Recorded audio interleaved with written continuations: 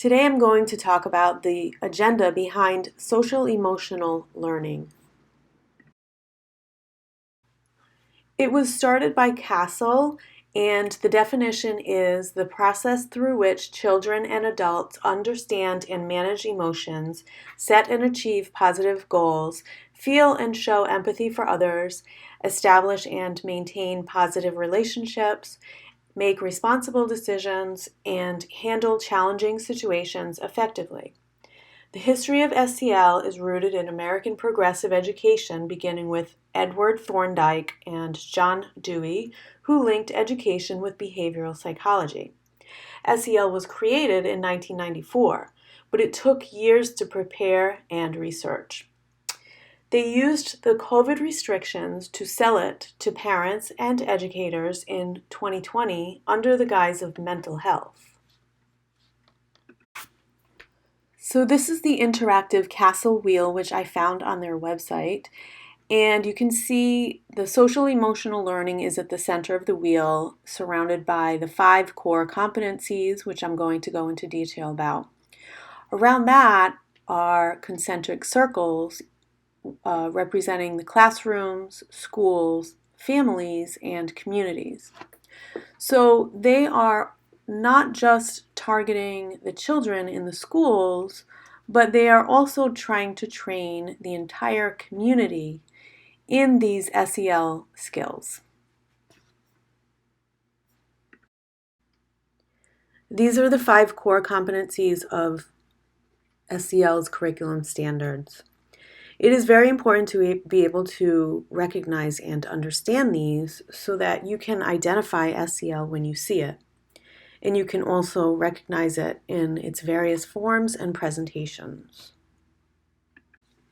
These include self-management, self-awareness, social awareness, responsible decision-making, and relationship skills. They all sound like great skills for anyone to have, but when you understand the true motivation behind teaching these skills, then you may have a different view. What is SEL really? SEL is a form of behavioral psychology. It is designed not to educate, but to mold children's beliefs and to deconstruct the core values that parents have instilled. It is rooted in progressive social justice ideology. It instills in children a radical new politically correct value system that includes radical environmentalism, radical feminism, critical theory, collectivism, social justice, LGBTQ+, population control, socialism, hyperracialism, class struggle, and more. The premise is that a child's character is what is most important. How did we get here?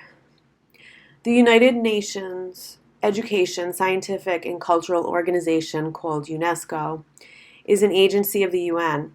Their main goal is globalized citizenship education. Their ideologies include globalism, socialism, equity, and inclusion. In 2015, UNESCO held a meeting with the World Economic Forum where they developed the Incheon Declaration. This is the framework for the Sustainable Development Goals. In it, they promote certain values and attitudes required by citizens to address human rights, gender equality, health, climate change, sustainable livelihoods, and responsible and engaged citizenship. The UN's 2030 Sustainable Goal number 4 is quality and inclusive education for all. They focus on social emotional learning as a means to achieving this goal. This is the Sustainable Development Goal for 10 targets. I found this on the UNESCO website. Pay close attention to 4.2, which is universal pre-primary education, which I'm going to explain why that's a problem later in the presentation. 4.4 is relevant skills for decent work, which can translate to soft skills or SEL skills for a gig economy. 4.5 is gender equality and inclusion. 4.7 is education for sustainable development and global citizenship. And 4A is effective learning environment, which another goal of theirs is to eliminate the brick and mortar schools and to have different settings for education. Also notice the graphic that they are using for each of these 10 targets. It's a cube, which is representative of blockchain, and I'm going to go into detail more about that coming up. Over the years, UNESCO has partnered with CASEL and other national and local organizations to bring their standards to every American classroom. In 2004, Microsoft contracted with UNESCO to fulfill their goals of universal education. In 2005, Gates funded the new Commission on the Skills of the American Workforce, and states began adopting its Education Reform Initiative. In 2008, Gates and others created Strong American Schools, calling for American education standards. Gates Foundation funded an advisory group report for the Common Core Standards. The report shows the UN is a member of the group, partnered with the World Bank and the International Monetary Fund. In 2010, the Common Core Standards Initiative was released. SEL is now found in every state's K-12 framework. This is another graphic I found on the UNESCO website. Global citizenship education aims to empower learners of all ages to assume active roles, both locally and globally, in building more peaceful, tolerant, inclusive, and secure societies. Under the umbrella, you can see education for diversity and inclusion. And under that, you see gender equality education, anti-racist education. Under the education for civic participation, you see social justice education. Under education for economic participation, you see the 21st century skills, which are SEL skills. And under education for managing resources, you see education for sustainable development. The World Economic Forum is also a key player in this agenda. Their article from 2016 called 5 Charts That Explain the Future of Education identifies 16 skills needed for the future of education. They point out that 12 are social-emotional learning skills with, quote, lifelong learning, which can be translated to obedience training, to build their future workforce. In January 2020, they published a paper called Schools of the Future, Defining New Models of Education for the Fourth Industrial Revolution. In it, they state that their goal is to build a coalition of stakeholders that build new school models and new standards to, quote, transform the future of education and make it a lifelong learning endeavor. This new Education 4.0 system will assign everyone as a digital citizen who has a global citizenship in a global community. In their own words, it is crucial that schools foster human-centric skills, cooperation, empathy, social awareness, and global citizenship that enable children to shape future societies that are inclusive and equitable. They propose a global framework with 8 critical shifts in learning content to redefine quality learning in the new economy. This new economy is known as the Fourth Industrial Revolution. One of the big factors of embedding SEL into education is for the purpose of data mining through smart devices and technology. This is important to the future global vision of virtual reality, robotics, and blockchain.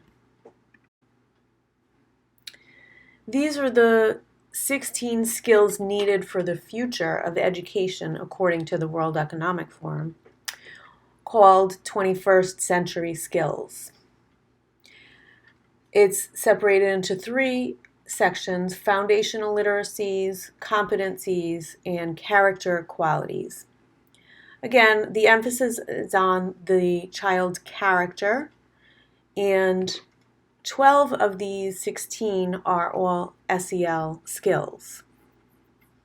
Pay close attention to some of the language used because, again, you will see this show up in many different areas in education today, including persistence, grit, collaboration, critical thinking, problem solving, and social and cultural awareness. So the plan is to implement SEL programs through technology.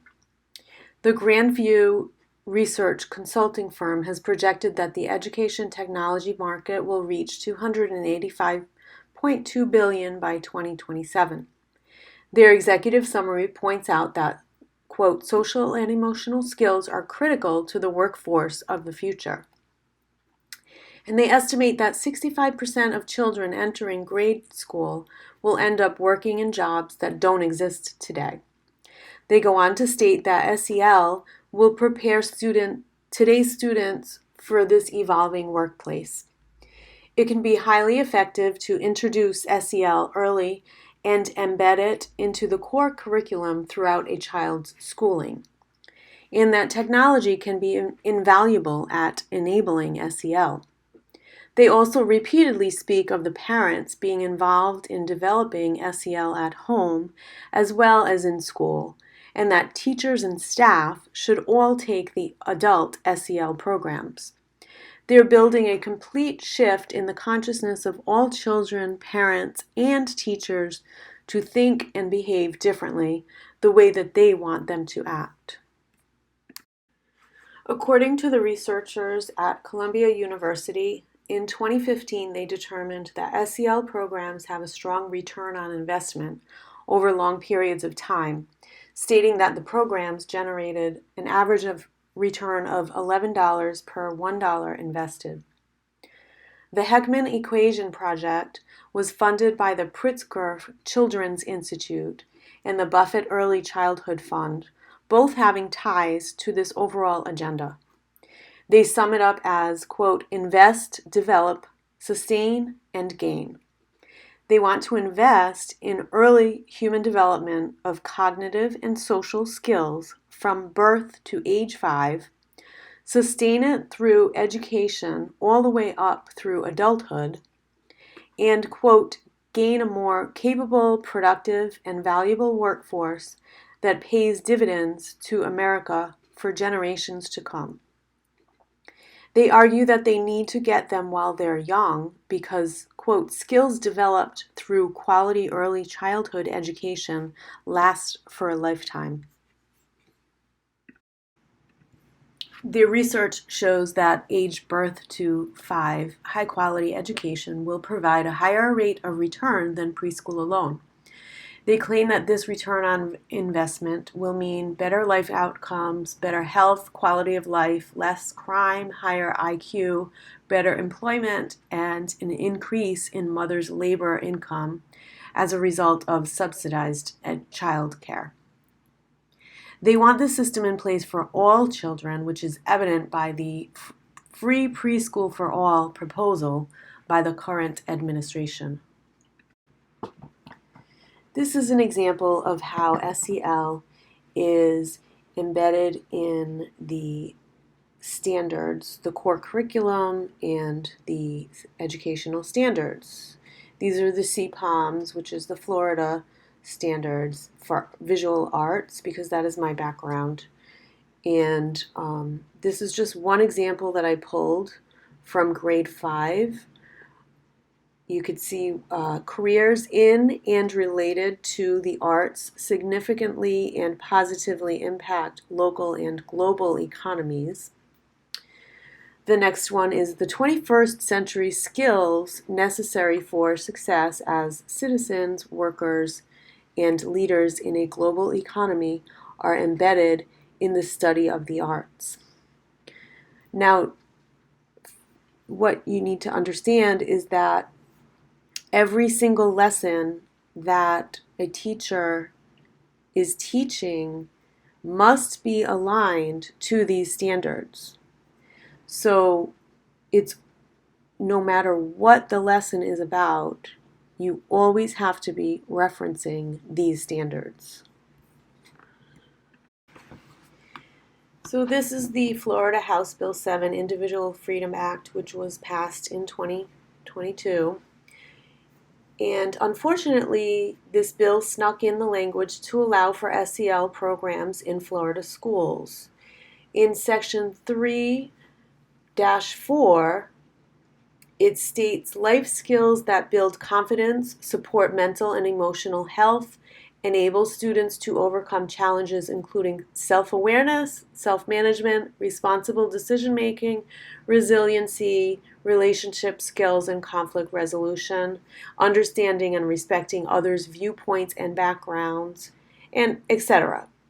So as you can see, all of this is extracted right out of the SEL playbook. Also, the Florida COVID funds, whereas their plan doesn't denote specific funding to SEL programs, they use social, emotional, and mental health throughout the document, and many schools across Florida are already implementing these programs.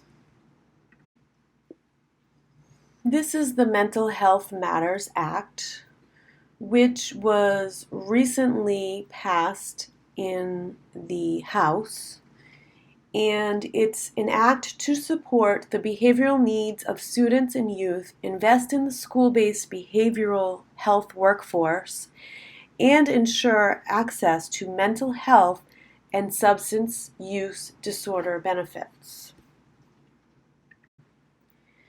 This bill requires certain federal actions to increase access to mental and behavioral health.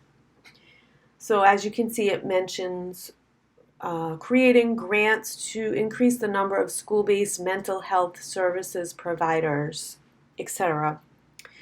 This was recently passed in the House of October 2022, and now it is in review at the Senate. And if it's passed there, it goes to the President, and then it becomes a federal law. Why is SEL bad?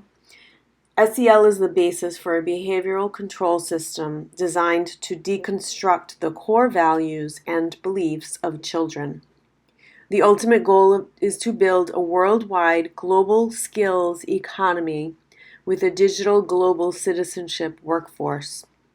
They're using children and the school system as the pathway to implement their agenda called the Fourth Industrial Revolution, where currency will be in the form of skills badges, and all skills will be stored and tracked through blockchain.